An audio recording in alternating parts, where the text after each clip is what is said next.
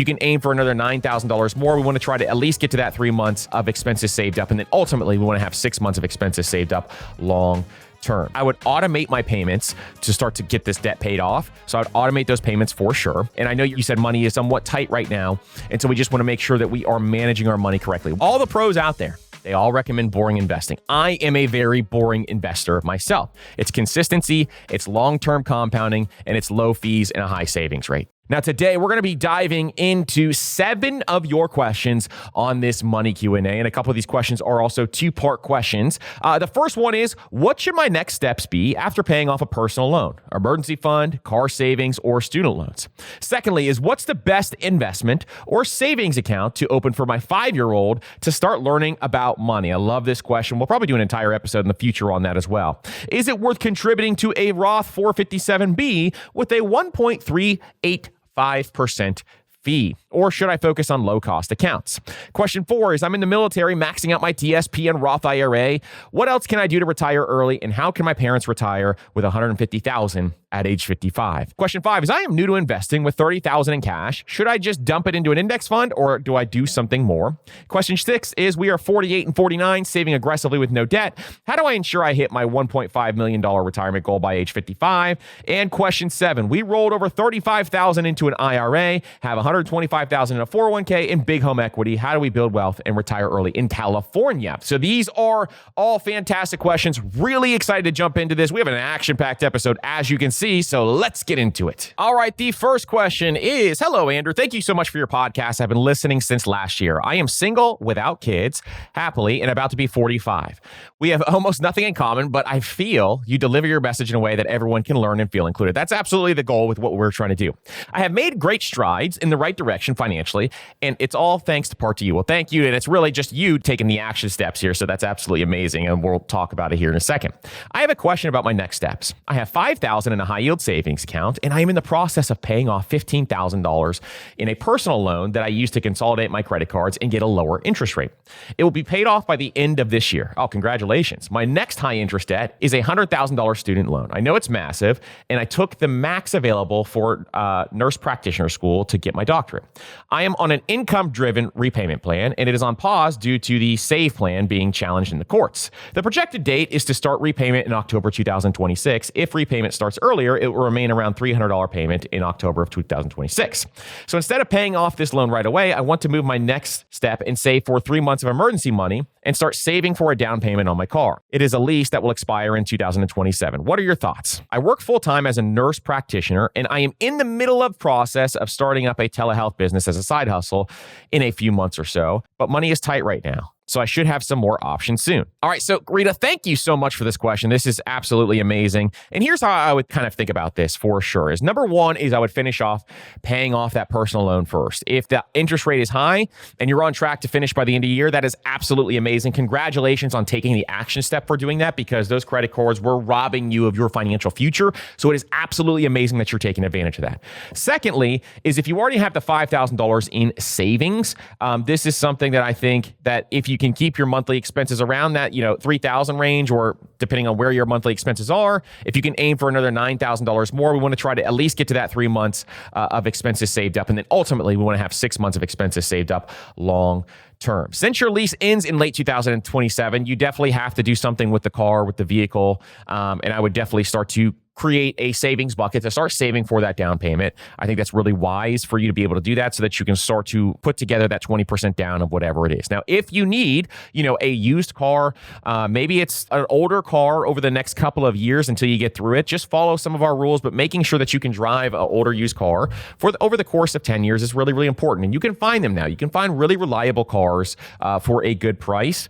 And so maybe you downgrade your car till that debt gets paid off. Once that debt gets paid off, and over the time, then you can kind of look and upgrade your car over that time frame. Now, for the student loans, because you're on this specific plan and it's paused until 2026, if you focus on those other priorities right now, then you can have that baseline in place to be able to take care of that once it comes back into play. Because obviously, if it's a high interest student loan debt, we have to look at the interest rate. If it is truly high interest, then we definitely want to make sure that we are prioritizing that and planning ahead for that.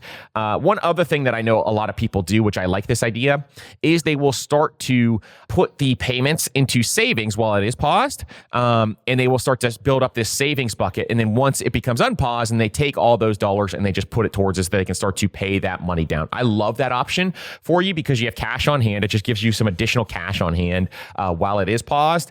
And then during that time frame, just having the discipline to make sure that you make a big lump sum payment when it starts, that's going to help you really start to get ahead on some of these payments over time. So you can almost think of it as, hey, I got to make this payment now so that your financial life doesn't change and you get used to making those payments. But I would, you said it was $300 a month. I would take $300 a month and start putting it away in a savings bucket to start getting used to making those payments. Now, on your future side business income to supercharge your savings, I think that is great. And keeping your expenses low at first is fantastic. It looks like it's right in the field of where you work. It's in the health sector. And so that is going to be something that probably comes naturally to you, and really, really cool stuff for that. You can start to consider investing once you get that emergency fund built up to that 3-month range at least. So you're doing a really great job managing on your current income. And I think it is really, really powerful kind of seeing what you're doing there. You're taking the right steps moving forward, and just continuing that and staying consistent is the big key. I would automate my payments to start to get this debt paid off. So I would automate those payments for sure. And I know you said money is somewhat tight right now. And so we just want to make sure that we are managing our money correctly. When money is tight, the focus, and you are focusing on increasing your income, which is one of the biggest focuses. The second one is obviously to make sure that we are actually tracking our spending. The tighter your money situation is, the more you need to be tracking your spending overall. And that's going to really, really help you in the long run. So again, congratulations on taking these steps, and update us, in the next couple of months once you get that paid off. We want to celebrate with you when you get that debt paid off. I think that's really, really cool stuff there. The next question is, my question revolves around my kids and saving money. When I was growing up, any money that I saved for college went into a high yield savings account. And in my teenage years, when I became interested in investing in the market, my dad set up a joint taxable brokerage account at Fidelity with himself as the custodian. Fast forward around 10 years, now I've got a few kids of my own, and my oldest is at the point where we will start introducing an allowance and having him save money. He is 5 years old. After he's accumulated some savings in cash, I'd love to open a savings or investment account for him to make periodic deposits of his savings so he can understand and get interested in investing. What would you recommend as the type of account for him to open? I would want any of his savings money to be accessible to him where he graduates high school and goes to college. So roughly 13 years into the future. Options, and I understand the average historic yields of all these accounts and investments. High yield savings account is number 1. Joint taxable brokerage account, where I would be the custodian, is 2. And Roth IRA is number 3. I know you've talked about Roth IRAs for kids before, but I'm leaning against this one because I would want all of his money to be accessible to him when he graduates, not just the contribution. So this is really, really good stuff here, and a fantastic question. So here's the way I would kind of think about this, is you have a bunch of options here. You have a non-custodial brokerage account, but that would mean that you would control the entire thing. Probably not exactly what you're looking for, but we talk about that a lot. If you are someone who wants to kind of hold the account longer term than when they become of age. But you have a couple of options here. So you have a custodial brokerage account, which is, you could do like a UGMA or a UTMA. And the reason why those are good is if you want the money to go to them when they become of age, those are good accounts to consider. Why? Because they have tax efficient growth when you put dollars into there. They have total flexibility on when and how the funds are used. And there's no penalties like something with a Roth IRA, for example. It can help you teach investing early with real world examples of compounding growth. And you can shift to the child's control, and it's typically at age 18 or 21, depending on the state that you live in, is when that would shift to your child's control. So secondarily is we have the custodial Roth IRA, but there's a couple of things to kind of consider there. Is one, they have to have earned income. So if you want to start matching it for any reason, then the custodial Roth IRA is more difficult because they have to have enough earned income to be able to contribute that amount to the custodial Roth IRA. So say, for example, your son earns $100 a year because he's 5. If he earns $100 every single year, you can only put $100 into that custodial Roth IRA. You can't put more. You can't put, $700 if you want to for a birthday or whatever else. You have to put in the amount that they earn that year.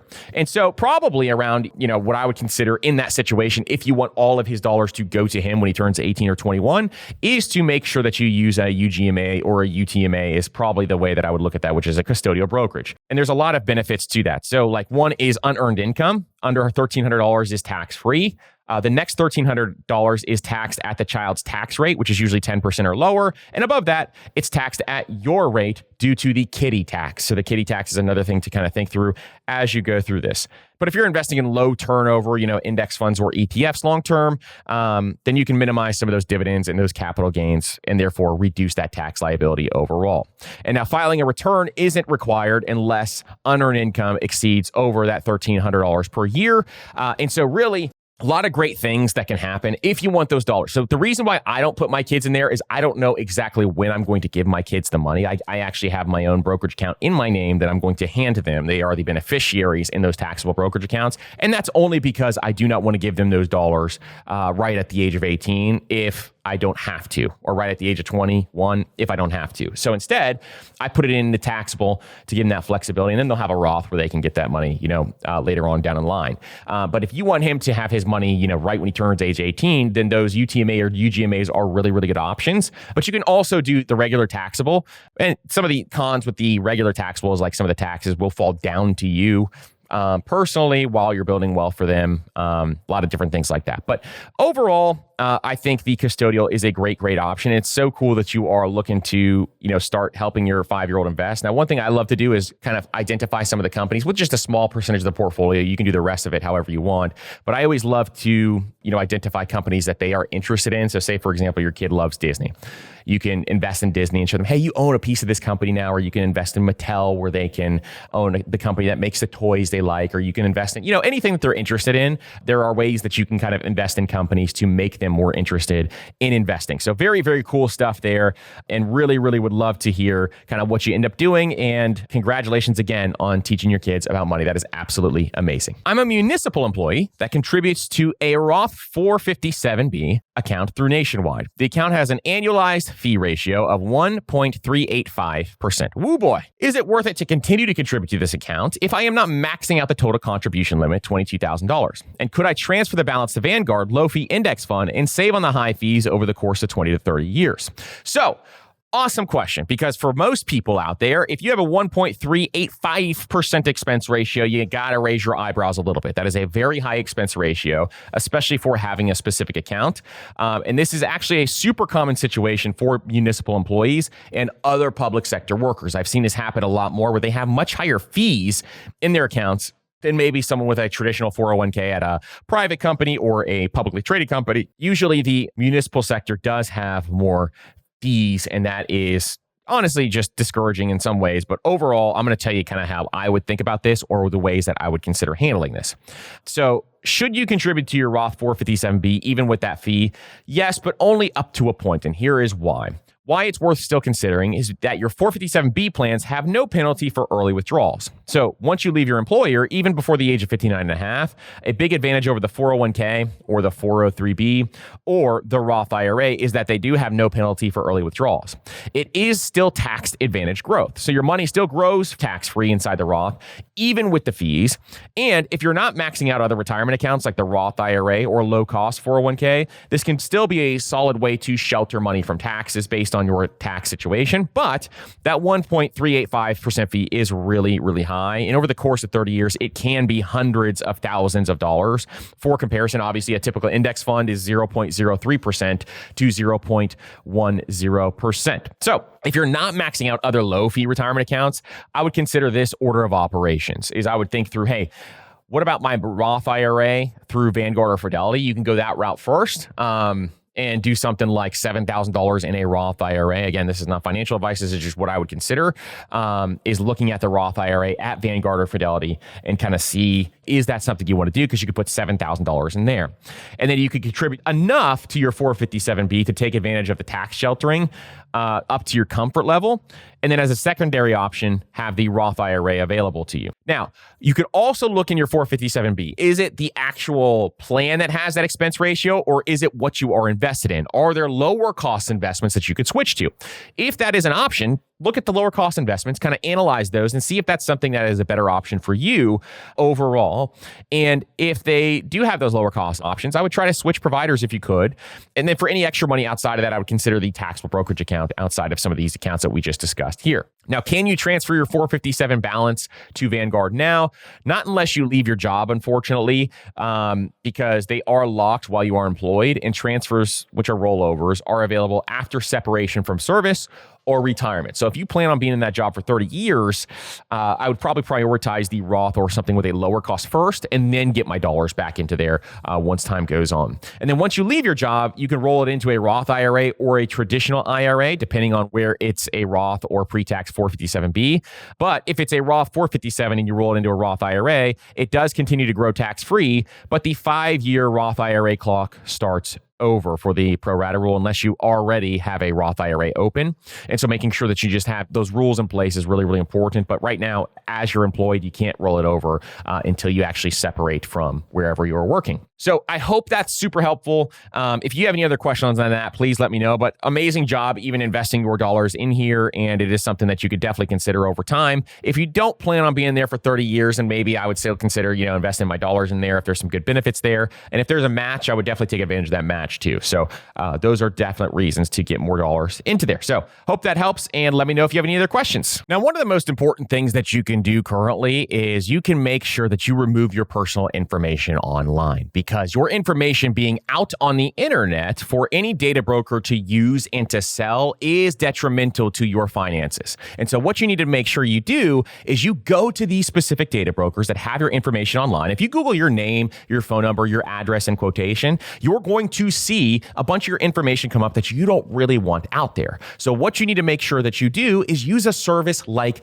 Delete Me. Delete Me will remove your personal information from the internet so that data brokers do not sell your information to cyber criminals or anybody else out there who can use your personal information to open up bank accounts, open up other things in your name that you do not want opened. It helps protect your finances online. Delete Me is one of my favorite services that I use every single year. You must have a financial protection plan in place in 2025. It is so incredibly important because financial scams are growing every single year. And with the growth of AI, this is a real problem that we need to protect ourselves against. And so making sure you use a service like Delete Me is really, really important. So if you go to joindeleteme.com/PFP20, you will get 20% off of Delete Me. That's joindeleteme.com/PFP20. And again, this is one of the most important things that you can do in order to protect your finances online. I love Delete Me. I've been using them for years now. They've been a sponsor of this show for years now. It's because I truly, truly believe in them. So thank you so much to Delete Me. Now let's get back to your questions. The next question is, good evening, sir. I've enjoyed your podcast and I'm currently in the military and I'm maxing out my TSP and Roth IRA and plan to do so for the next 4 years at least. Do you advise any other actions for me to retire early? Secondly, my folks are both 55 years old and have $150,000 saved for retirement and both wanting to retire at age 70. What advice would you have for them that I can pass on? So these are two great questions, and I'm going to tell you, it's not advice, but I'm going to tell you, how I would consider both of these situations. So if you are in the military, first of all, thank you so much for your service. We truly, truly appreciate you and cannot thank you enough for that. And as we dive into this, I'm just going to tell you kind of how I would think about that. I have really good friends of the show who are going to come on. They're from Military Money Manual, and they host a show all about the military. And we want to have them on for a special military episode that we're working on. So working on schedules for that one, but really excited to have them on too. But since you're maxing out both TSP and the Roth IRA, here are a few strategic steps that you can think through to fast track early retirement. One is you can use the Roth TSP while in active duty. And so your military pay is likely lower taxed. So using Roth contributions now means you'll lock in those tax-free growth forever. So look at your tax rate now. If you think your tax rate's going to be lower now while you're in the military, you can lock in some of those tax-free growth. And if you switch careers later and jump tax brackets, having the tax-free money will be golden in the long run. So that's one consideration that I would think through. Since you can't touch most retirement accounts penalty-free until age 59 and a half, unless you use Rule 72T or a Roth IRA ladder, then I would use a taxable account because that can give you some flexibility when it comes to early retirement. And specifically, if you want to retire early, I love taxable accounts. I think they are fantastic. Even if you have those taxable rates, it's still significantly lower than getting your income taxed. And so I think it's really, really powerful. And you can invest in, broad-based index funds, ETFs, those types of things. Three is I would make sure I have that emergency fund in place. So I would use the 1-3-6 method. So the first month is just the mini buffer, 1 month of your expenses, then building it up to 3 months, and then building it up ultimately to 6 months is going to be really, really important. Also, using the Roth IRA contribution calculator, the backdoor calculator, because you can always withdraw contributions, just not your earnings from a Roth IRA, tax-free at any given time. And it's a great built-in early retirement bridge. I love talking through that. In fact, we had Katie Gaddy on from Money with Katie, probably a year and a half ago now, but it's a great episode to hear, how you can actually reduce that taxable rate down even more. If you want to really dig in the weeds, we dig in the weeds on that episode. And then 5, I would consider tracking my annual expenses, making sure that I understand how much I'm spending so that I can use the 25X rule to retire early. Really important to understand the 4% rule and the 25X rule when it comes to early retirement.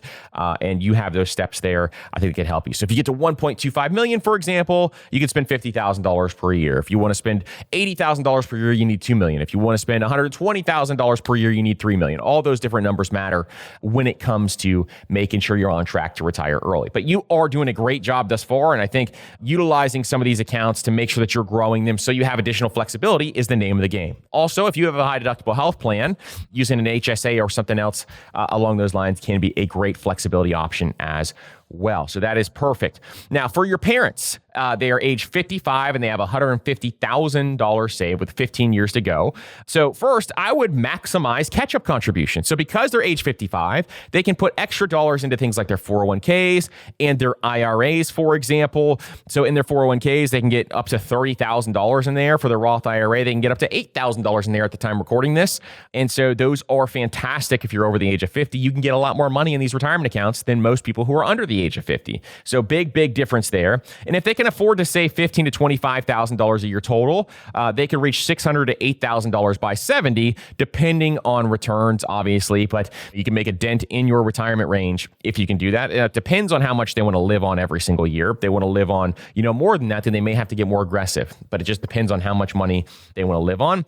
And then if they're going to continue working until age 70, then delaying Social Security will be a good option for them because they're going to need to anyway. So delaying Social Security until age 70 will give them a higher dollar amount, I think, and help increase that amount about 8% per year if they delay it till age 70, and it locks in the maximum monthly benefit if they go that route. Now, if one of them wants to retire early, then they want to, I'm pretty pro taking your Social Security earlier at times, especially if you're disciplined enough to take those dollars and invest them or do something else. But that's a whole other episode if we want to think through that. But if they are going to stay till 70, delaying it if they're going to continue working can be helpful, and they can reduce how much they need to save based on how much they expect to get with Social Security. So if they go to ssa.gov, I would figure out what that number is, how much they anticipate to have in Social Security, and they do a little math. They'll ask you, hey, how long are you going to work? You say age 70, and then they could go into there at ssa.gov and they can figure out how much their Social Security might be. And then they can reduce that monthly amount by how much they want to live on. And that'll help them kind of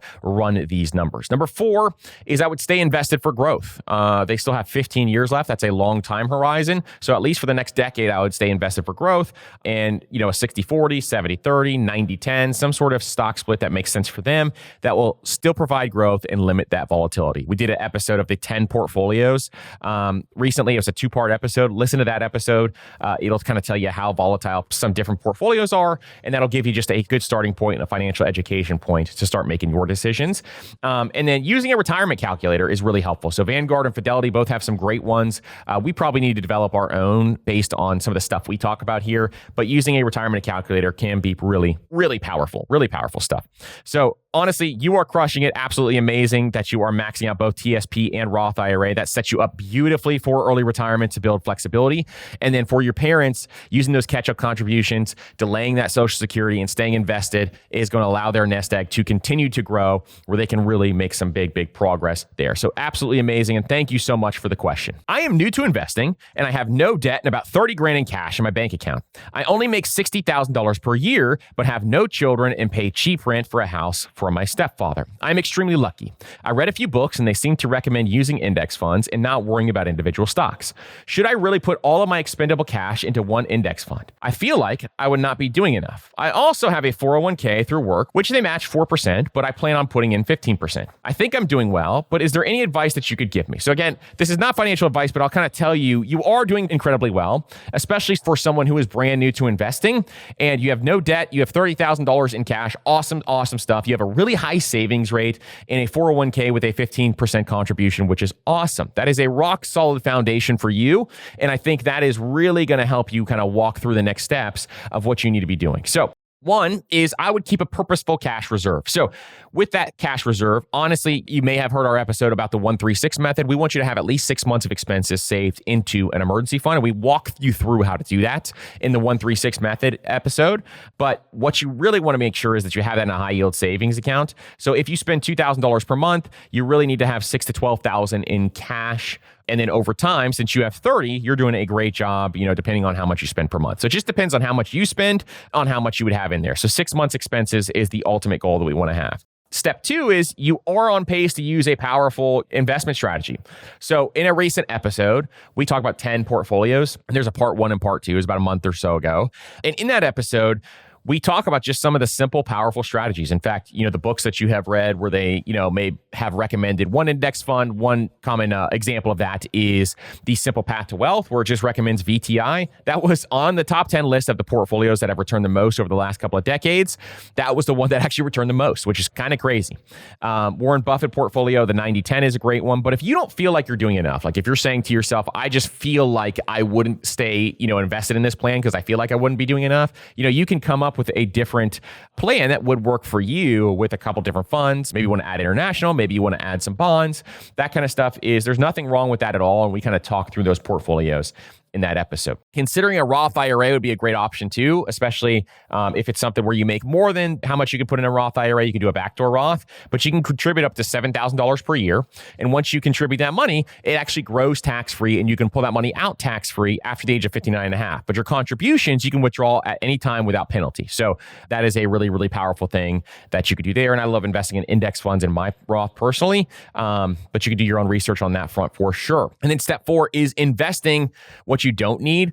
So once you have your emergency fund set up, and if you started a Roth IRA, I would take the remaining chunk of cash and you can invest it in something like a taxable account or continue to increase your contributions to your 401k.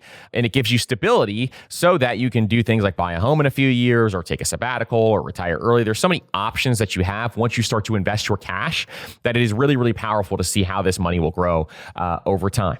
And then understand that you are doing enough. So you don't need 10 ETFs. You don't need 40 stocks and constant research.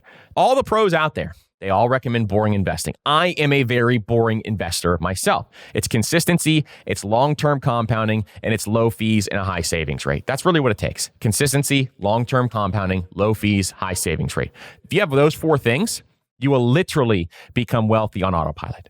And that's the really important thing, is to make sure that you are thinking through that. And it sounds like you are crushing all of those. So absolutely amazing stuff. That's how I would think about this in a quickest format I can think of here, is to kind of follow those steps. And if you have any questions on that, please let me know. But really, really good job. And so glad that you started investing. The next question is, spouse and I, 49 and 48, our after-tax pay is $121,000. And currently we save my entire pay, and my spouse saves 11% of his pay. And we put into savings in a high-yield savings account, mix of CDs, max out our HSA, and max out our Roths. I contribute 9% in a 401k, and he contributes 6%. Both employers match 6%. Awesome stuff. We have no debt, own our home, and cars outright. I guesstimate we will need about $1.5 million to retire comfortably, living on the 4% rule. What can we do to ensure we hit that goal and be able to retire at 55? So first of all, you are doing a phenomenal job with no debt, that super high savings rate, and maxing out tax advantage accounts, and a clear retirement goal. First of all, you are way ahead of the trajectory of a lot of people just thinking through that process and having that plan in place. So let's look at your strategy and kind of focus through some of this stuff and see what you can do. So depending on how much you have in retirement savings currently, that will be a big difference maker. But let's say, for example, that you are 49, you have 6 years to hit your goal, and you already have some retirement savings. So let's just say you have $600,000 as a starting point. And if you're saving aggressively, possibly $50,000 to $70,000 per year across Roths, HSAs, and 401ks in cash, then you can do a lot of cool things here. So if you contributed $60,000 and your starting balance was $600,000, in 6 years, you have $1.16 million. If you had $700,000 starting off and your annual contribution was 60, in 6 years you'd have 1.3. And then if you had $800,000 starting off and your annual contributions was 60,000, you'd have $1.45 million. So you're likely on pace. But it depends on how much you currently have right now is a big thing that matters because of your short time frame of 6 years. So we just got to see what you have there in place. And step 2 is I would prioritize investment over cash if you really want to have that aggressive goal.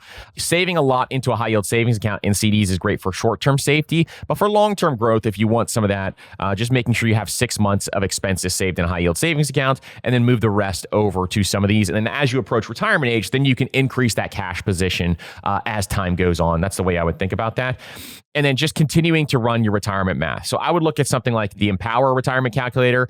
Fidelity and Vanguard also have great retirement calculators. Those two are fantastic. And you can plug in the age that you want to retire and you can go through and say, hey, I'm saving this amount of money. I already have X amount in years. Here's my current assets and my future savings. That's how I would go through this, is running these through retirement calculators so you can get the exact numbers based on your current situation. Again, Empower has a great one. Fidelity and Vanguard have great ones that can give you the quick math on this because it really does depend on how much you currently already have invested for me to be able to tell you how you can kind of optimize that. So if you can increase your investments over time, you have no debt. So powerful to have no debt. And if you can increase those investments slightly over time, that's great too. But it sounds like you are doing more than enough to even get started here. And it's really powerful to see, how much this money can compound over time. So awesome job. There's a lot of things that you can consider here. Since it's before 59.5, you can consider having a taxable account too, just so you can bridge and have that flexibility over time. So really good stuff. And congratulations on making that amazing progress. All right. The last question is, I recently found your podcast and I've been hooked the past 2 months. Thank you for sharing so much valuable insight. I'm reaching out for some tips. I'm 42, married with 2 boys, 11 and 8, and just rolled over $35,000 from an old 401k into a rollover IRA. What's the next best step? Here's our snapshot. My husband has $125,000 in a 401k and an employee stock account. We own a home in Northern California, valued at $938,000, bought for $320,000, with $80K left on the mortgage, and we hope to pay it off in the next 5 to 8 years. We each use one credit card yearly for a vacation and focus on paying it off within a year of a balance of $6,000. First of all, I'll just tell you right off the bat, stop doing that. So vacations need to be paid off in cash. Do not let the interest rate balance come in on your credit card. That's number one for sure. We have about $5,000 in a high yield savings account and adding $700 a month to it. Awesome stuff there. Recently opened 2 custodial brokerage accounts with $4,000 each, contributing $150,000 total. And I want to build wealth and retire comfortably and early in California one day. Any guidance would be truly appreciated. All right, so let's look at your snapshot here. So you're age 42, your husband's 401k plus stock is $125,000. Your new rollover IRA has $35,000. You have $858,000 in home equity, which is awesome. Your mortgage has $80,000 left on it, which is fantastic. You're going to get that paid off. $6K used for vacations, paid off annually, and credit card debt. I probably would stop that. That's the first thing I would tell you to stop doing. Savings, $5,000 in a high yield savings account and adding $700 a month, and 2 custodial accounts, $4,000 each, with $150 a month total. So the next steps that I would think through is first, the custodial accounts. If you are not on track for your retirement goals, I would probably stop those and contribute to yourself instead, because overall you need to prioritize your retirement first before your kids. I know it's hard for parents to hear, including me all the time, but we must prioritize our retirement first because there's no loans for retirement. And so it actually is helping benefit your kids in the long run if we prioritize our retirement accounts first. So for sure, I would consider that if we're not on pace there. And then secondarily, I would look at maximizing retirement contributions. So I would look at, starting to maximize things like the Roth IRA, for example. And over the long term, you can get money into a Roth IRA and be able to, put $7,000 per year, one for you, one for your spouse. So you can get actually $14,000 per year between the two of you. And you can look at doing something like that and investing it over time. The reason why the Roth IRA is so powerful is money goes in, it grows tax-free, and you can pull the money out tax-free. And so you only pay taxes on the earned income that you had when you earn that income. And so secondarily though, with the Roth IRA, if you make too much money or you make over the income limit, then with a Roth IRA, you can do a backdoor Roth, meaning you open a traditional IRA and then you transfer that money into a Roth IRA. A lot of people who make too much always say, well, I make too much, I can't open a Roth, but you can. You can do a backdoor Roth IRA. So it's really cool to be able to do that. Secondly, is you can start to look at maximizing your husband's 401k and or your retirement account as well. And you could start to increase those contributions over time. And then optimizing that rollover IRA is making sure it's obviously fully invested. Some people I have seen roll over their IRA and they forget to take the next step, which is investing the money. So you got to make sure that money is invested so it can grow over time, and making sure that you are, using low fee investments that are not eating away into your returns, and you have a diversified asset mix is really, really important. Now, when it comes to your home equity, I think that's a great progress that you have made there. And over the next 5 to 8 years, I wouldn't rush to pay it off. I mean, I think over time you are okay since you have that interest rate that is low.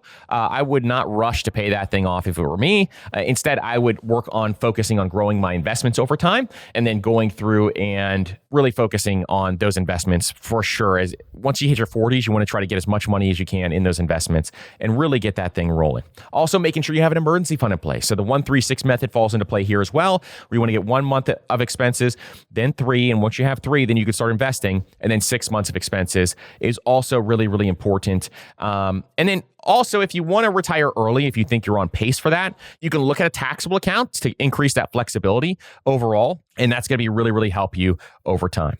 Now, we want to keep these vacations guilt-free, okay? So this is the big one that I see first is a $6,000 charge on vacations is not the way we do it. We want you to pay cash for vacations so that you can do it guilt-free. So I would just start a bucket in your high-yield savings account every year. And since you're already paying it off at the end of the year every single year anyway, maybe you have to take a year off. And that's just how this is going to have to go. But going into credit card debt for a vacation is not something you want to do. Instead, you want to pay for it in cash or take a smaller vacation this year and then save up the cash for next year like you are paying off those cards. Just take those payments and put it towards your vacation fund instead, so that you can pay for it in cash.